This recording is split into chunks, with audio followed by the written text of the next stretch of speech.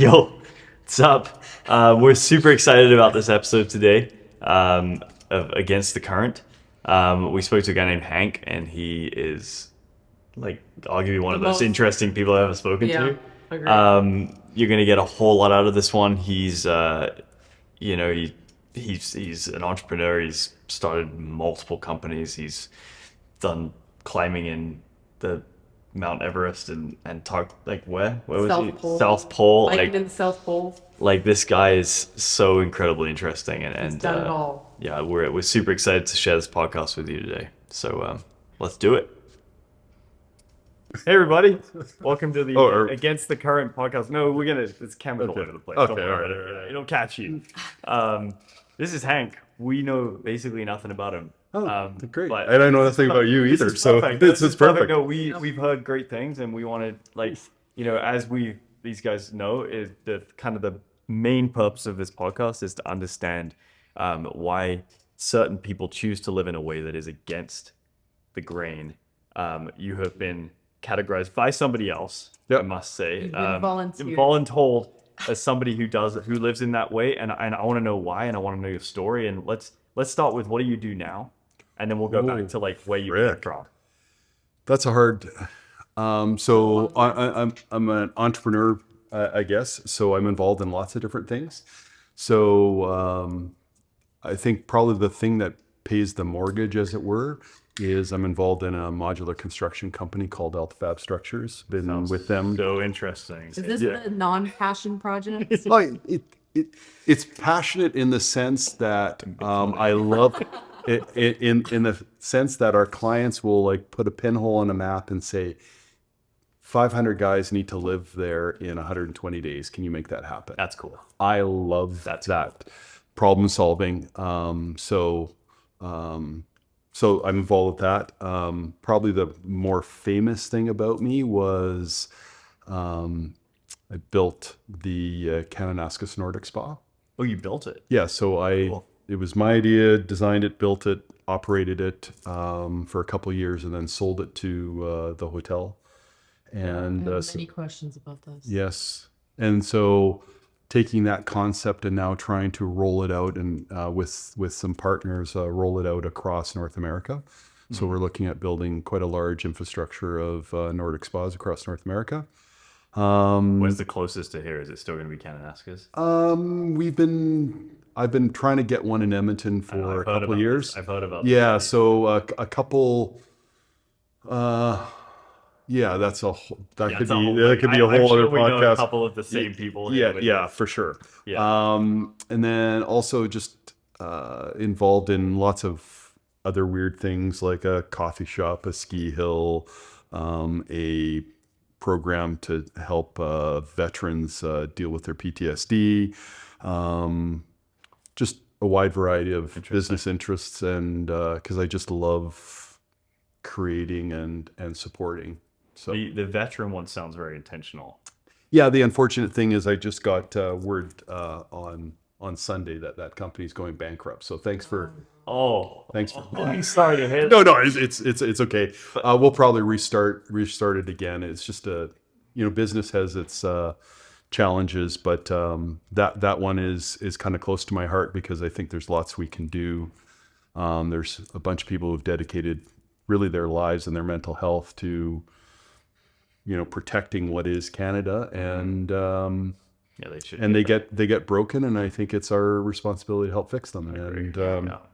so it was a great company, did great work. It was just the capital structure that was problematic. So Sucks when that happens. yeah, but that's okay. Here we are.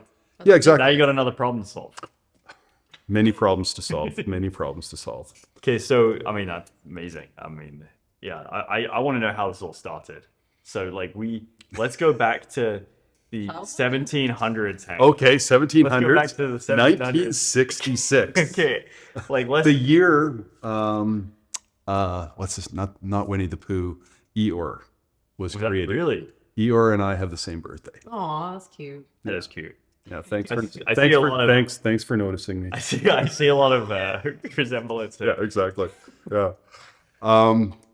Yeah, grew up with immigrant parents, and my dad was a business guy, traveled 3 weeks a month. But the cool thing is just to keep a relationship with me. He took me on the road a couple times a year. So from grade 1 on, I joined a traveling salesman and called on stores and drugstores all across northern Alberta and learned the life of a salesman and learned business. Amazing. And that's skill set. how I could, I learned it at such a young age and got to watch my Sorry, dad. what age did you say you started? So doing that? started doing that when I was in grade 1. Oh, wow. So I'm 6 years old, restocking model paints in stores all across Alberta. So Wow. So the question was, did you love this or did you like resent it at the time? I got to spend time with my dad.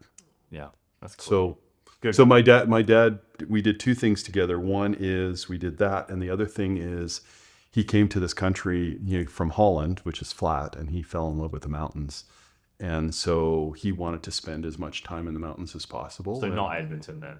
yeah, we'd spend 2 weeks in Jasper. Yeah. Well, we cross country ski. Yeah. I was on skis since I was 5. Did my first backcountry mountain ski tour when I was 11. Very Winter camping and all that. So that kind of got me into a life of adventure, and then I just stumbled along with that and ended up, taking a couple big leaps, but ended up having an opportunity to join a couple Himalayan climbing expeditions. And That's so cool. I'm very Yeah. jealous. Yeah, you're pretty big into climbing. Oh, eh? I'm like, You want to be doing let's those talk shop. things. yeah, exactly. Yeah. Oh, I had lots of fun, and then joined the University of Alberta, built the first climbing wall at the University of Alberta, ran the outdoor center there for a while, and then flipped over to co-founding a charity for inner city kids in Toronto, because those things match up perfectly, right? And then went from that into business consulting for the finance and pharmaceutical industry, and then into the camp and catering business for the Canadian oil patch, because those all Listen, you never know where business is gonna well, take. but I think it's one of the things that where it's against the current Yeah. is most people who have had success in life, both kind of business success and financial success, it's like you must have goals. I have never had a goal in my life. That is Not incredibly a single goal, and I'm kind of against goals. interesting. Okay. So there's my first contrarian thing that you drawn out of me. But I think what you do is you surf life, and it's like I'm not a surfer, but I imagine you just bobbing out in the ocean, and you go, that looks like a fun wave, and you take it, and without expectation, and you put your heart and soul in everything, and it either works or it doesn't. And if it doesn't work, you've learned a whole bunch of stuff, and then you paddle out and try it again.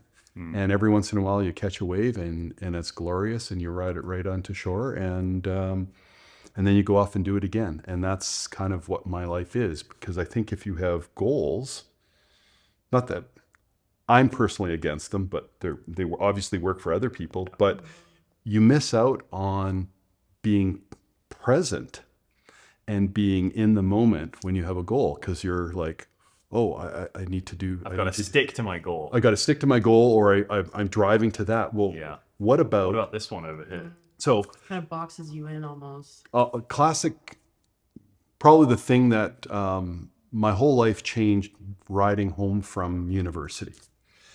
Riding down the hill at Emily Murphy Park across Groat Road Bridge, as I did for every four years, road to work, road to university, summer, winter, whatever. One day, my gut said, drive down the grassy hill. It's like, okay. So I rode down the grassy hill at Emily Murphy Park, and it doesn't make sense to do that because then you have to climb back out to cross the bridge. But from there, a vantage point through the trees, I could see a guy climbing underneath the bridge and falling down. I was like, oh shit, I'm a climber. I should see what's happening to this guy. So I bike over, and he starts to climb up again and fell down again. I go, oh, this guy's an idiot. And then I said, hey, are you okay? And he turns around and he has one arm in a sling. So now I go thinking, well, this guy's an idiot, to, wow, he's climbing pretty good for one arm. Right?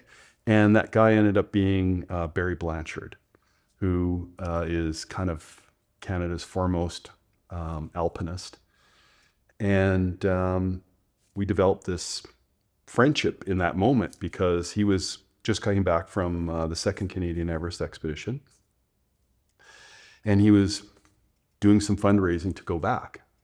And I was like, I can help you with that. It's like, okay. And so I've kind of volunteered and helped him with some slideshows, raised some money, and got to know him and went on training climbs and stuff like that. And the next thing you know, he's like, why don't you come? We're going to Pakistan. We're going to go climb the 7th highest mountain, Mount Nanga Parbat. You want to come?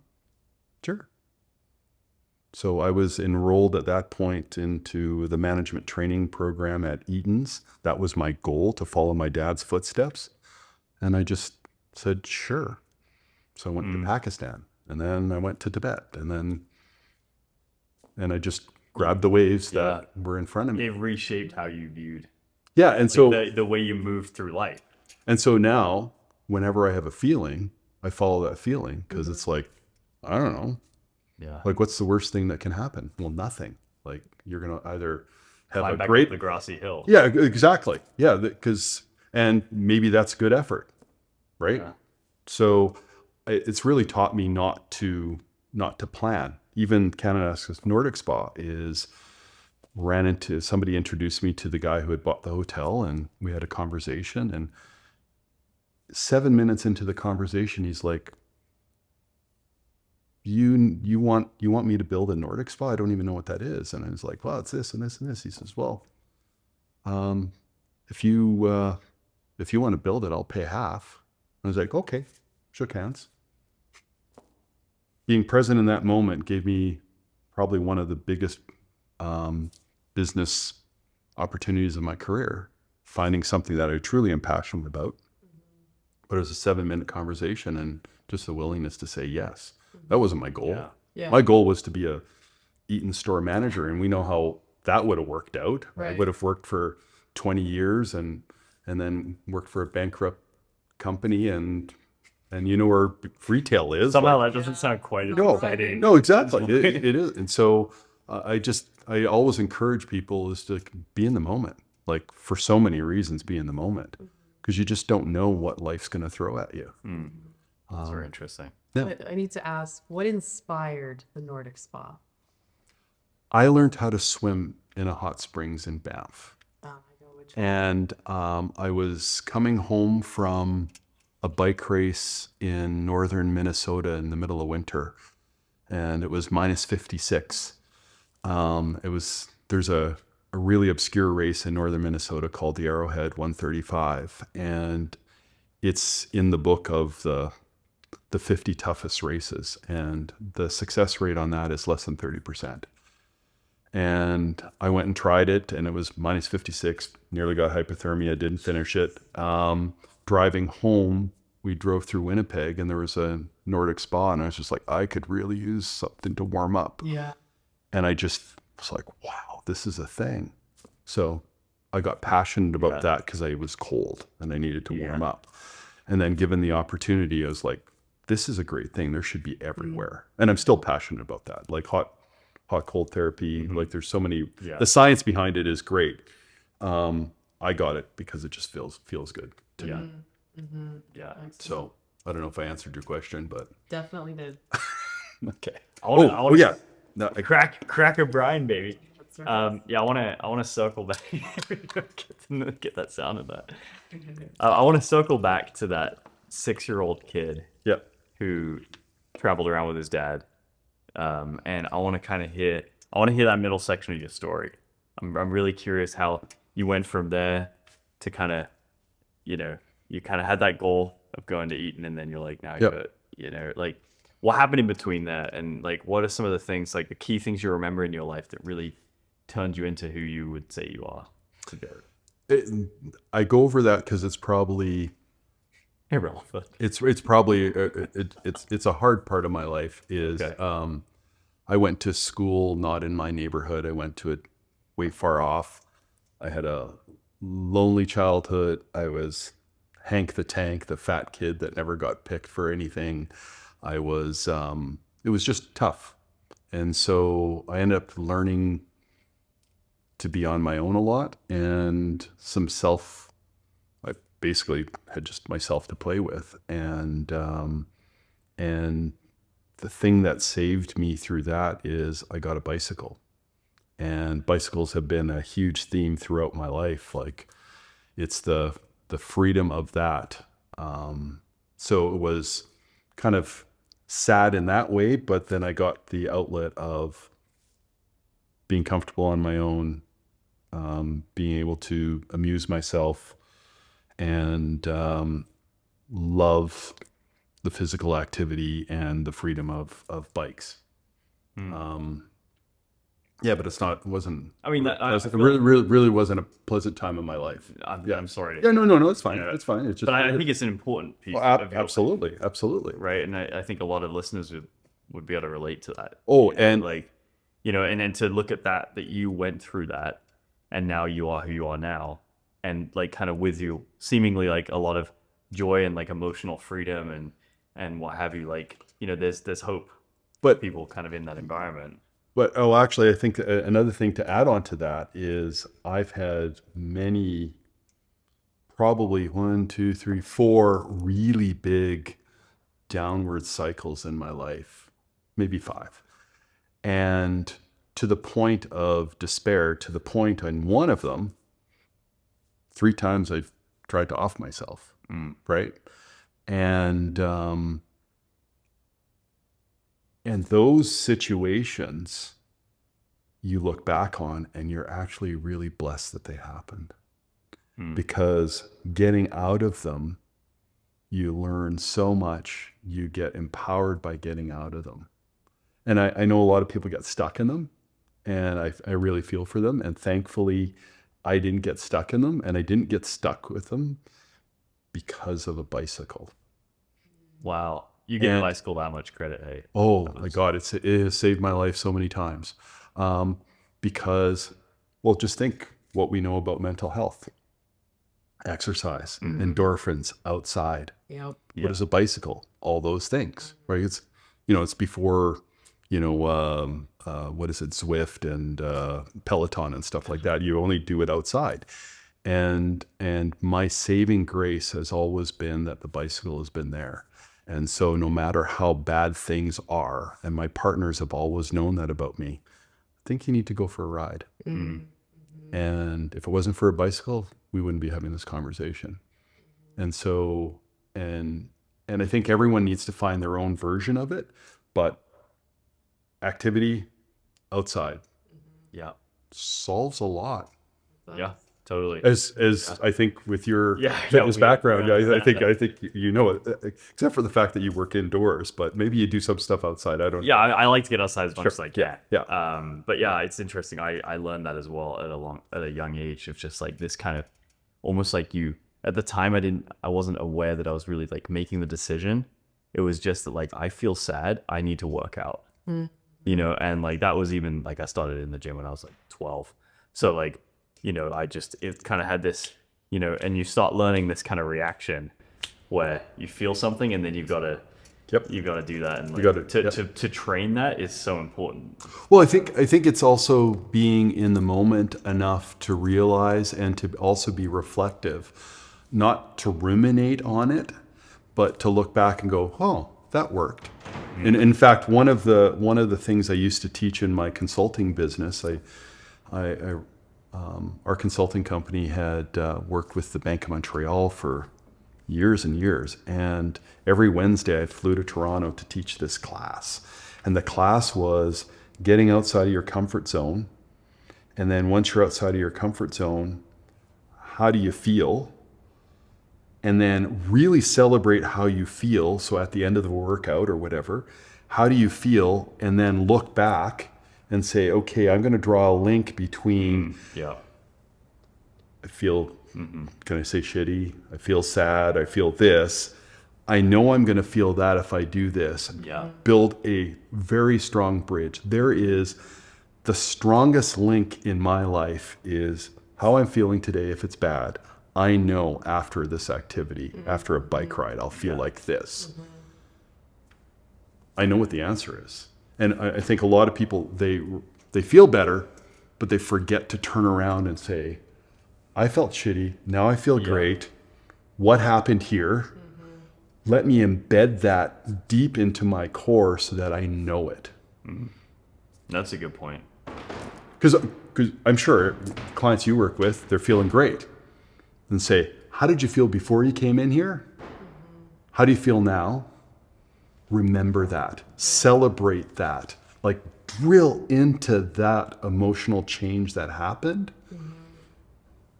Well, now everyone shows up at a workout. They know how they feel, but they have a really strong idea how they're going to feel then. Totally. Right? Yeah. And people that do it a lot, they might not be able to say those words, but they know that. And for me, that was really, really strong is how do I fix my own problems? How do I want to feel like that. Well, then I go do that. And if I didn't do it long enough or hard enough, okay, well, now you learn what recipe you have, and I know how I'm feeling now, what kind of ride I need to go on.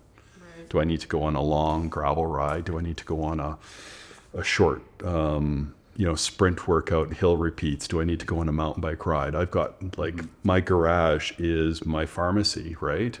And my bikes are all the moods that I need. That's an expensive garage. There's 24 bikes in my garage. Don't tell anyone where you live. No, I won't. Do you have different signs on top of each of them? That's like, No. This is the mood. This is the No, I just know. Yeah. So how did you, like, when you may have mentioned this, but when you got your first bike, was that just a gift? Like someone, okay. Yeah, that, I don't remember that Because exchange. no one would have expected this to be so impactful when you got your bike. Again. But again, for me, even I didn't realize it was that impactful till after. Again, it's the, I'm no longer very religious, but there was a saying once that I had is, if you don't see the hand of God, you have to wait a few more years and you can turn back and look. And so it's not necessarily the hand of God, but looking backwards, you see a whole bunch of influences and wisdom and patterns. And I think a lot of us don't live in the moment enough, and we don't look back healthily. We look back ruminating, oh, I should have done this. Or no. Just like, okay, look at the patterns. What did you see? Like, where are the decisions made? And look back to see what we can learn. And then also just be in the moment. Who cares about the future? Like, really, we can't control any of it. That's so true. Like, last year, February 1st, my wife's driving to the airport, gets a call, you have cancer. It's like, what? Well, guess what we did 2024? Supported her fighting cancer. I said the words to one of her healthcare professionals today. It's probably one of the best things that happened to us, which is a weird thing to say. This is a strange thing. Strange thing to say. But for her, for me, for our relationship, oh my God, it was a beautiful gift. Probably brought you guys closer. Oh, yeah. It's amazing. She got to discover how powerful and how strong she is. She didn't always feel that. Now she feels it. What a great gift to know that you're powerful. Totally. Yeah, and you never would have learned that any other way. And for her to know, like she said a few times, like, you got my back. Yeah, that's big. Hell yeah. Yeah. Yeah. So we don't shy away from hard things because hard things are the best gift givers. You think it's winning the lottery. Actually, look at the stats. Look at the stats of lottery winners. Yeah. Well, look at the stats of, I don't know, hopefully you've never had to go, but go look at the volunteers at the Cross Cancer Clinic. They all had cancer. You've never seen people that love life more than them, right? Like, what a huge gift. Now, in the moment, it sucks. Yeah. I don't wish it on anybody, but at the same time, don't shy away from hard things. Like my climbing experiences, bike races, anytime I go do something really, really hard, especially something that really makes you doubt, you come back from that, it's like, wow, I learned something there. Do you feel like you like regularly actively search out these hard things? Oh yeah. Nice. Yeah, so I have this thing, and I learned it on the Everest trip, is I got myself into a situation where I resigned myself that I fucked up, I'm gonna die. On Everest? Yeah, it was actually a sister peak to it, and misjudged the time, energy, food, water, resources, Right. and I am so tired. I'm going to sit down, and I know if I sit down, I'm done. Yeah. There's nothing I can do about it. Wow. Well, since this is my last day, I might as well walk another 10 feet. Because I'm not quite ready to die, but Right. I've resigned myself to that. What a feeling. 8 hours later, I'm still walking. And I got to the point where I learned that whatever limit I have, it's not really a limit. It's just a limit in my head. It's way, the truth is Oh yeah. way farther. And so I didn't realize that in the moment, but again, retrospect, realized, wow, that's probably one of the best things I learned, because I don't know what my potential is.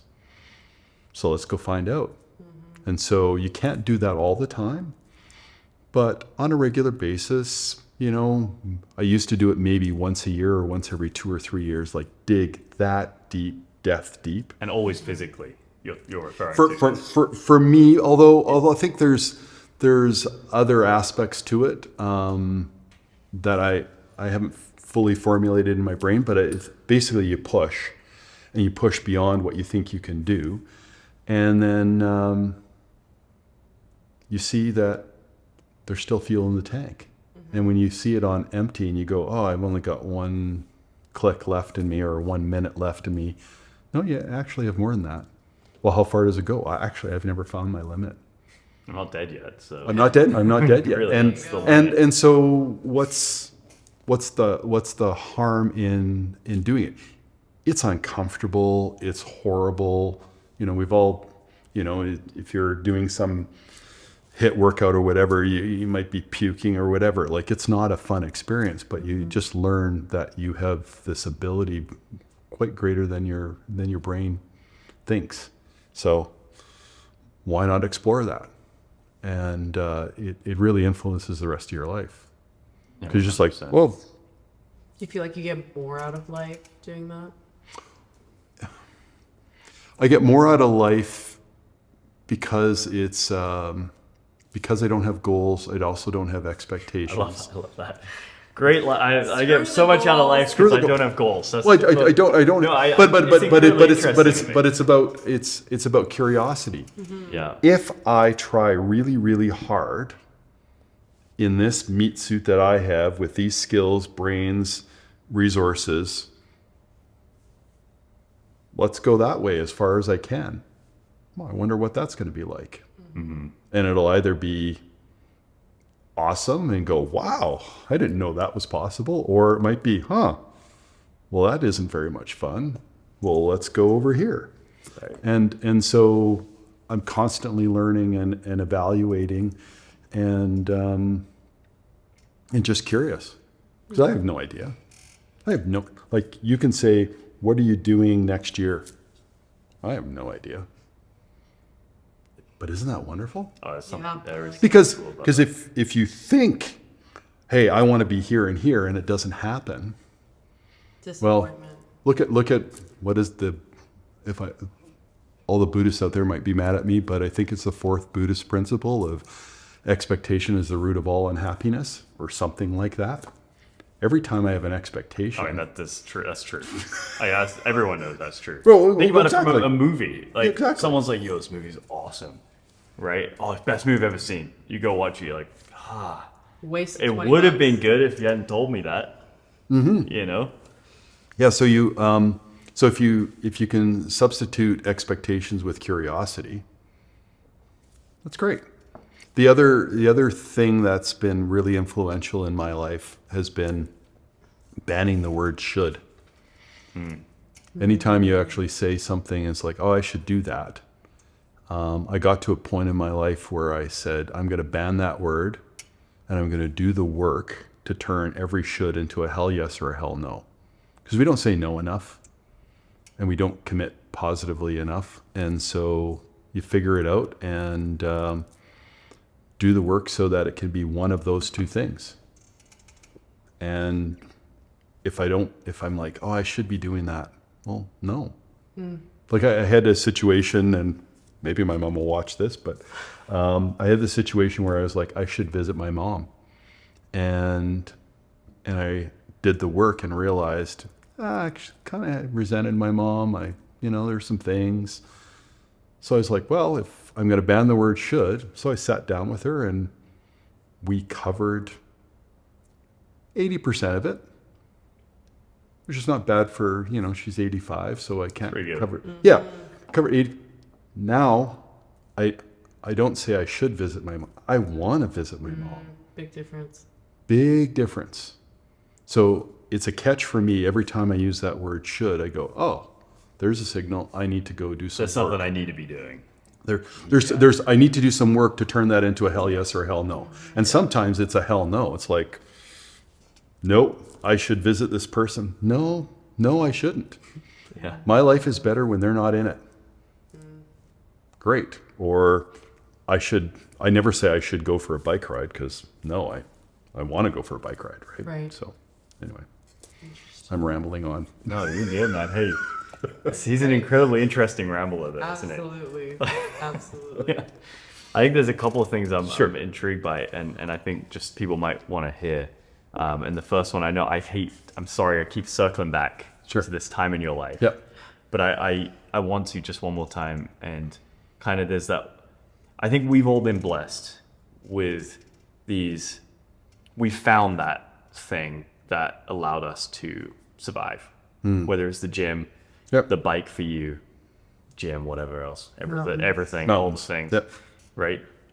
And there's some people that just never, I just not convinced they ever found that, and they like, or they didn't, as you maybe have taught in your different seminars or whatever. Like maybe they just didn't recognize. Yeah, I think that's the case. Okay. I think people don't realize that, especially in the Instagram era, I'm comparing myself to somebody else. And because everyone has this great. I have this friend, super competent executive. She loves quilting. And it's the most ridiculous thing to me. Like she's got she's got all the tools and all the machines and stuff like that. She has a quilt room. She has a quilt room, and she's got the hang. How did you know this? I just had How do you know these things, I Sarah? just had a feeling. You have a quote. And it's like, be passionate about that. Who cares what anyone else thinks? And I think sometimes people just want to be compared. They want to have that cocktail story of what they do. I can probably win most cocktail competitions if there was a cocktail story competitions, but there's a lot of times like there's some world-class things that I'm not even going to talk to you guys about, because I'm not a collection of all those things. This is far more interesting about my roots and my thinking and stuff like that. I'm not what I've done. And I think people get caught up in, well, I haven't done anything world class. I haven't done this. I haven't done that. Well, no, but you've done a good job being an aunt. You've done a good job being a friend to the old lady next door. Like if you're passionate about that, take joy in those things, because they are joyful. Like I've had such a great day with my grandson, and I talked to a retired couple in my neighborhood. Those are the highlights of my day. I've got a pretty fantastic life, but the highlights of my day was a 4-month-old and a retired couple. Standing outside in my socks on the driveway, talking to them because I haven't seen them, because it's winter and you don't see them as much. And those are the highlights of my day. it's a good day because of that. It's not a good day because I'm going on a bike trip in 2 weeks. It's a good day because of those things. Yeah, no, it's interesting because it makes me think of this whole kind of like against the current thing, Yep. and just thinking, kind of what you're indicating at is like especially with Instagram, all these different things, people, it's so easy to follow the current, whatever it is, the word current actually is Yep. kind of twofold, right? It's like what's current as well. Yeah. So it's like people are constantly following that, but what you're saying, and I would agree with you, is like you it's not really going to make you happy. Like there's trying to pursue this, follow in the tracks, rather than just being like, yo, this is the thing I like. This is what I am going to pursue, whether it's normal, whether it's abnormal, it's weird, it's quirky, whatever it is, I'm going to pursue that thing. And that's the thing that's going to bring me, fulfillment, or that's the thing that's going to kind of make me. Yeah, because it's your journey, and I think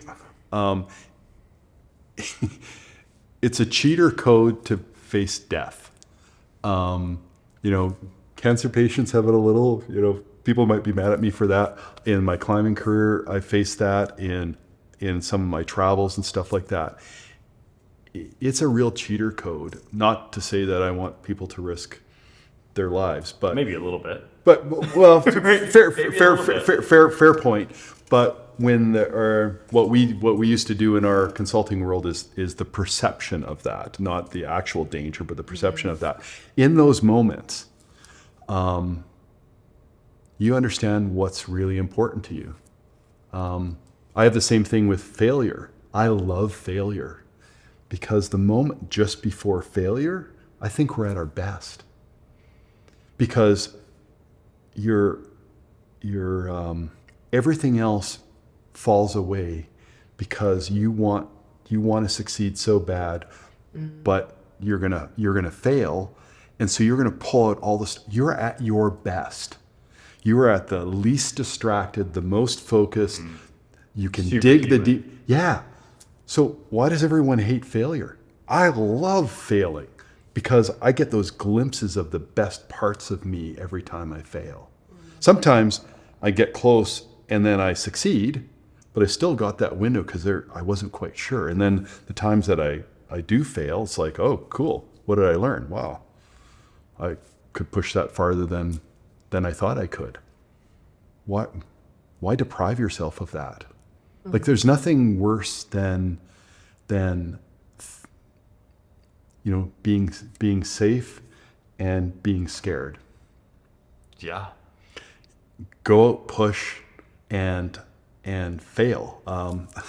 I had this this a business example. We did a job once and we lost $85,000. And I got the whole team in the boardroom and I wrote $85,000 on the board. And I said, we just lost $85,000. And if we didn't learn anything, I'm fucking pissed off at all of you. But let's fill this whiteboard with all the things that we learned. And then we'll decide, was $85,000 an appropriate price to learn that? That's very And they interesting. filled that board. And Wow. 20 years later, people are still remembering that and go, oh, I'll never do that again because of this. And I go, that was the best money we ever spent. Congratulations, guys. Look up, if we truly learned all this, thank you for losing $85,000 because, man, did we get good value out of that. Totally different perspective. Totally different perspective. So was this always the case for you? I think because like, a lot of us, like I'm 30, you're, how old are you? We've 30. had this discussion. Same age. We're the exact same age. There's kind of like a bit younger. I don't know if I've accomplished enough necessarily to say that I Life can. is long, man. No, I know. I understand. But I'm saying, like, the first time you like really failed, were you able to have that like kind of, that kind of distanced view on it where you were like, No. oh, wow, what a It's a great learning experience. opportunity. I love that I failed, right? Like, or were you more like, oh, that sucked, right? And I've it only cried took you- myself to sleep so it many took you a times in my, few- oh yeah. It took oh, yeah. you a few times to That's- succeed in order to like recognize kind of the. For sure. I think actually that Everest moment is probably the pivotal point because I knew through that, just like my wife has learned, we're way more powerful than we think. But you have to come up against something really hard to really believe it. I'm freaking great. I'm great at this and I'm not so great at that. And I'm okay with that. Because I don't have to compare myself to anybody, but to myself, I'm like, wow, you're good. Like, and so there's this confidence that comes because I had to push up against it. So I look back now and I can look at that childhood and go, actually, that was me learning that lesson in a small way. It was painful. It was hard. Like I said, I cried myself to sleep a lot. I failed miserably. It's horrible, painful. But now I look back on it and go, wow, I'm really glad that happened to me because it set the stage for something. Life is long. Yeah. And I think people forget that. They're like, life okay, is now I have to make it now. You know what I mean? There's this urgency that people put on themselves. Well, you look at, I'm going to misquote it, so I won't say it, but if you look at, there's some authors that never wrote a book till they were 65 and then had 20 bestsellers between 65 and 85. 100%. Yeah, like there's lots of these stories where people didn't start a business until, I think Colonel Sanders was one of those. There's lots of guys that have failed and failed and failed. Yeah. And way late in life, they did something amazing. Well, I'm not dead yet. Yeah. And my wife, I think I'm ready to coast. My wife keeps encouraging me. She goes, the world hasn't seen the last of Hank. I was like, well, maybe they have. And she goes, no, there's so many great things that you're still going to do. And I go, maybe. Do you think you could coast? Do you think it's in your DNA? Like, do you think with everything you've been through that you would actually be able to coast if you tried to decide to? From my own perspective, no. From the world's perspective, maybe. Because I spend a lot of time, spend like 100 days a year in my van riding my bike. A lot of people think that's coasting. Well, I know what I do day in and day out. I'm not coasting. Interesting. I'm living a great life. I'm pushing my body. I'm doing things. And I go, you're going to be 59 years old in a couple of months and you're still doing that. It's like, whoa. Yeah, no, I probably won't. Yeah. That's interesting, though, that you split up the perspectives. Oh, yeah, because from the outside world, people think... Like he's not achieving anything anymore, right? Except you are, kind of, eternally, So that's super interesting. Yeah, because we don't know, we have no idea how long life is and what opportunities lie just around the corner. Mm-hmm. Yeah, and isn't that exciting? Oh, yeah. Yeah. Yeah. So why stop looking? Well, but why ruin it with a goal? No, honestly, your wave picture that you painted, like that's stuck to me. It's like, you're just kind of hanging out.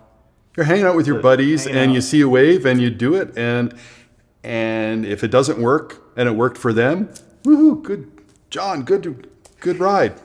Who cares? Right. I'll catch the next one. Yeah, exactly. Or maybe I won't. And then I'll watch the sunset and then I'll come out tomorrow and watch the sunrise and try again. Yeah. Like it's the, a lot of people say it's not the destination, it's the journey. It's kind of a variation on that theme. Like, what's the destination in life? Mm-hmm. That we died? Yeah. Right. No, the very epitome of life is not its destination. So why are we saying that? It's actually our journey. Right. All the things so that when we die, we're going to be a different person than we are today. Mm-hmm. Isn't that awesome? So like with that perspective, have you ever ran into, because I'm sure people watching might have these thoughts. Have you ever ran into the thought of oh, I'm worried about jumping on this opportunity because maybe I'll be bankrupt tomorrow? Have you ever been held back by any thoughts like that? Yeah, I have this great gift in my relationship to money is that I actually don't care. Valid. Yeah. It's a weird theme through all my life is I fantasize about living in a cardboard box in the river valley.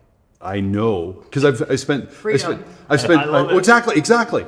I've spent so much time living in a tent, like literally years of my life living in a tent, and so it's actually kind of one of the reasons I have my van is I know that I can get by on really, really little.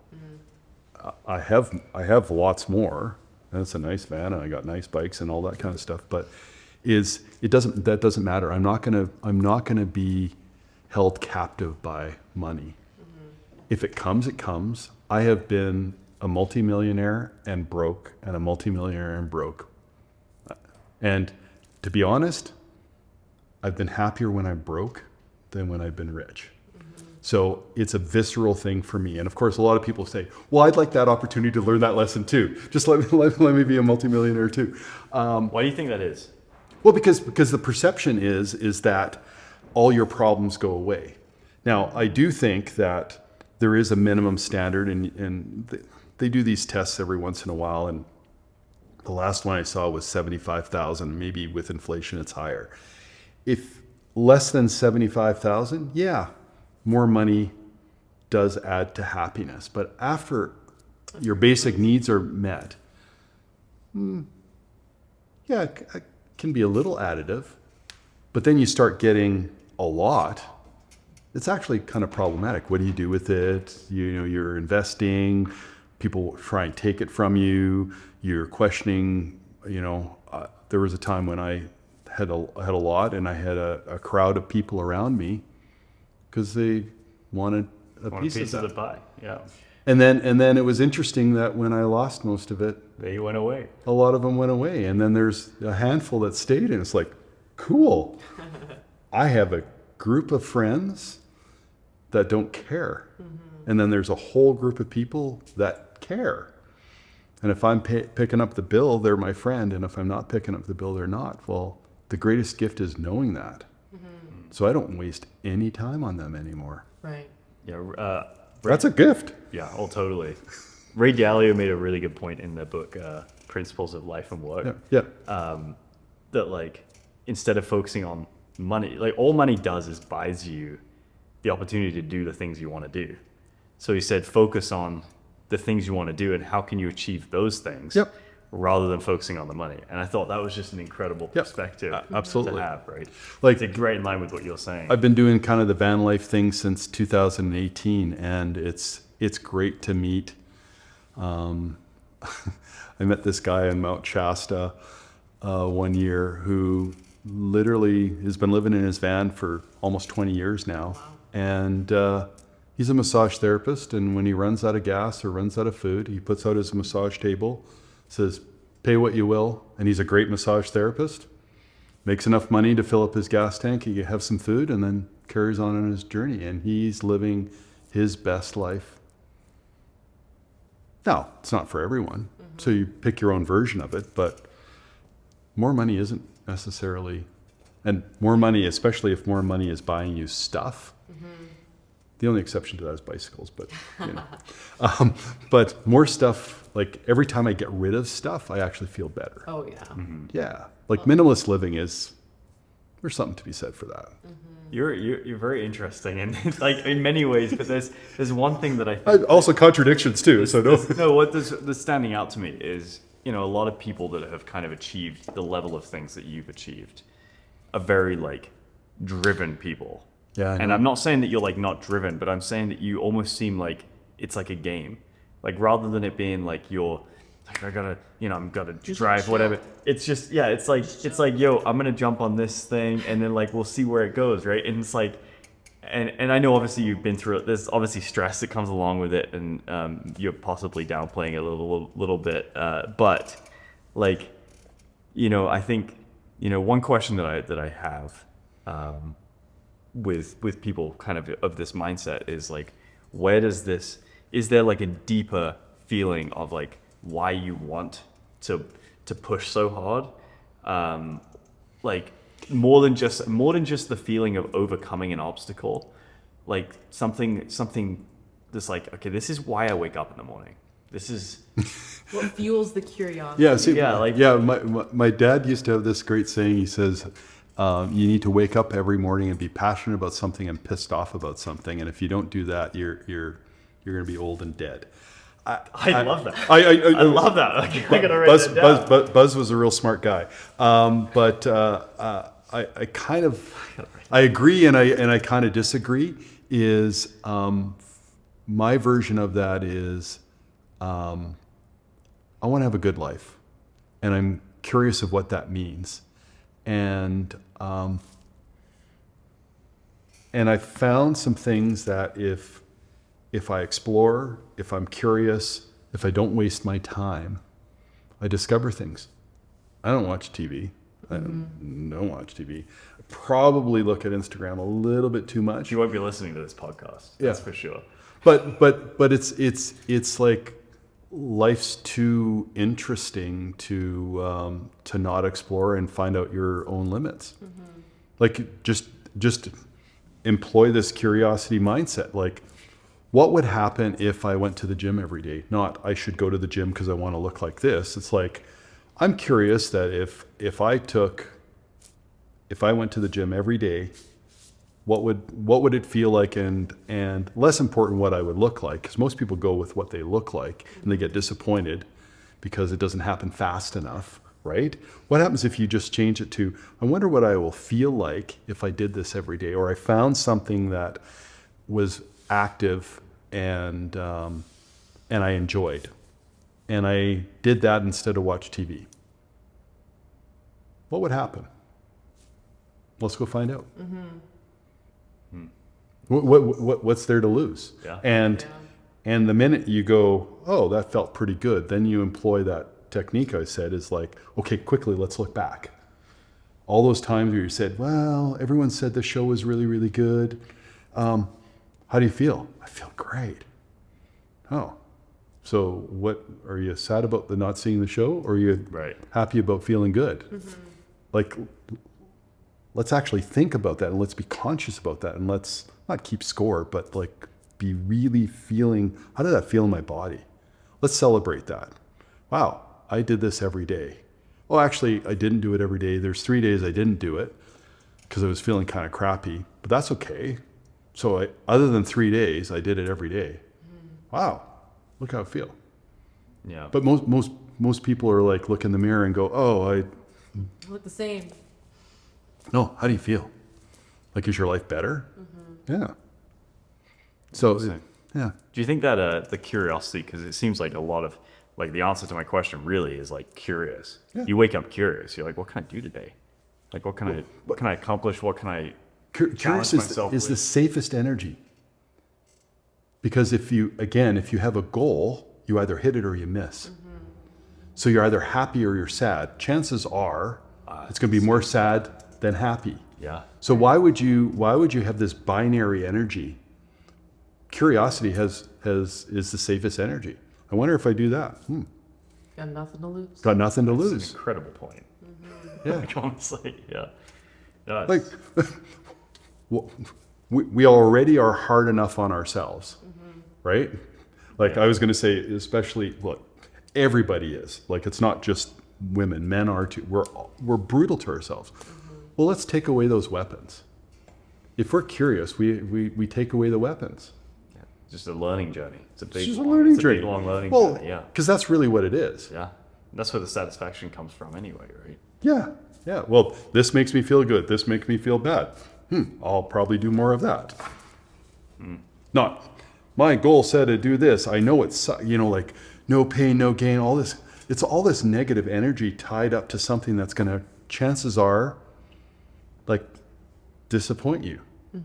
Like, most people don't achieve that. And the few that do, it's like, hey, was that worth it? I got injury, I got this, I missed out on. Why? Life's too short. Yeah. Yeah. Life's too short to have goals. Yeah. Hey, I'm buying into it. I'm beginning to buy into it, man. I'm not gonna lie to you. But Don't tell my clients. But there's a responsibility to It's not, I have curiosity to see if I can binge watch all 12 episodes of this on Netflix. No, curiosity is what is my potential? Right. Yeah. Because I have one life. Very different. Yeah. What's my emotional potential? What is my physical potential? What is my business potential? What is my, all of these things. Let's be curious about all of them. And no offense, but sitting on a couch in front of a tube, Yeah. where's the curiosity in that? You're going to miss out on a conversation at the water cooler. Yeah. Never know. Conversation under a bridge. Yeah, exactly, Right? exactly, You never know. exactly. Yeah. Yeah. What would you say to people, and we'll finish on this, Sure. Okay. that don't seem to like have that curiosity? Like maybe they feel like they're missing something. They kind of just do life day in and day out, whatever. It's just kind of another day. And It's fear. you think so? I think so. I think it's fear because You think we all have it naturally? well, it's the fear of the comparison. And if you're scared of failing, scared of looking bad, scared of all this stuff, it's going to prevent you from doing it. It's another reason why I loved individual sports, because as soon as I get in the trees, no one knows if I trip and fall, if I wear the wrong clothes, if I, whatever. No one's timing me.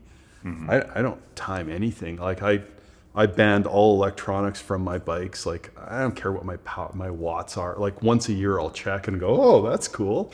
But why arm your low self-esteem with more tools to beat you down?